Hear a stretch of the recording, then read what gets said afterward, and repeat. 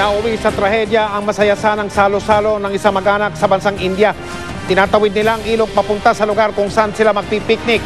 Nang biglang tumaas ang tubig, takbuhan sila. Ayan mga kapuso, 5 sa kanila na ipito na trap sa pagragasan ng tubig at hindi na nakatapak sa pampang. At nang madulas ang isa sa kanila, panuorin niyo po ito. Ayan na, yung naka-asul. Tingnan niyo po ang mangyayari, pati na sa iba. Ayan. Ayan. Natangay sila lahat doon sa agos. Ayan, Sa ulat po ng media doon, 2 ang nakaligtas habang pinag-aanap pang 3. Ang pagragasa ng tubig ay bunsod daw ng pagulan sa isang bahagi ng bundok.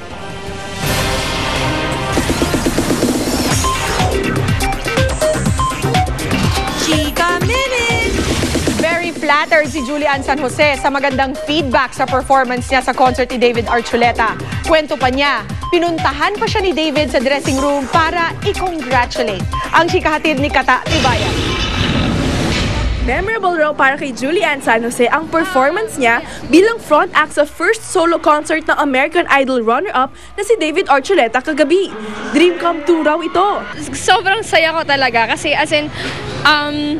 this is one of my dreams na makakanta sa Araneta Coliseum sa harap ng maraming tao. Hindi lang yon, nakatanggap pa siya ng papuri sa kanyang fans, pati na rin sa mga tagahanga ni David. Siyempre, nakaka-flatter and very, very happy kasi marami din pumalakpak, marami na nagsigawan dun sa pagkanta ko sa concert. Higit pang kinilig si Julian nang malaman niyang siya ang naging personal choice ni David para mag-perform sa kanyang concert.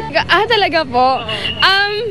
Siyempre, hindi ko rin po akalain na yun nga po, parang personal choice niya ako sa front act, sa concert niya na mag-front act ako. Then, siyempre, nakaka-flatter din and siyempre masaya. Kasi, syempre, David Archuleta and then international artist pa. At hindi raw malilimutan ni Julian ang pakikitungo sa kanya ni David pagkatapos niyang kumanta at mag-rap para sa concert. Pinuntahan niya ako sa dressing room. Nag-congratulations sa akin. Tapos, sinabi niya na okay naman daw yung performance. Kata Tibayan updated sa showbiz happenings. Hindi raw totoong darating ngayong Huwebes ang superstar na si Nora Honor. Ayon kay Kuya Germs, siya ang unang makakaalam kung kailan darating si Ate Guy mula sa Amerika dahil siya ang umaasikaso sa mga showbiz projects nito sa Pilipinas. Naka-line up na gumawa ng pelikula at TV show si Ate Guy sa kanyang pagbabalik bayan.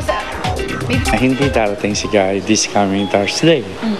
Dahil nga meron pa siyang commitment na dapat nagawin. Nasa bahay pa si Guy sa LA, So, hindi pa siya maalis.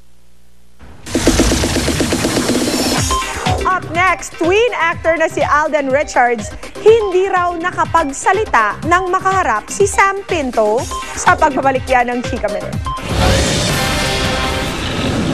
Abangan! Sa ikalawang tune-up match kontra Bahrain, Team Ascals talo pa rin. Bentahan ng ticket sa laban ng Ascals kontra Kuwait. Pinasok ng Scalpers.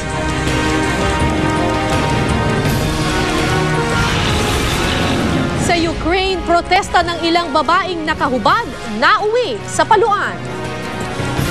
Walang patid na pagtutok dito sa 24 oras.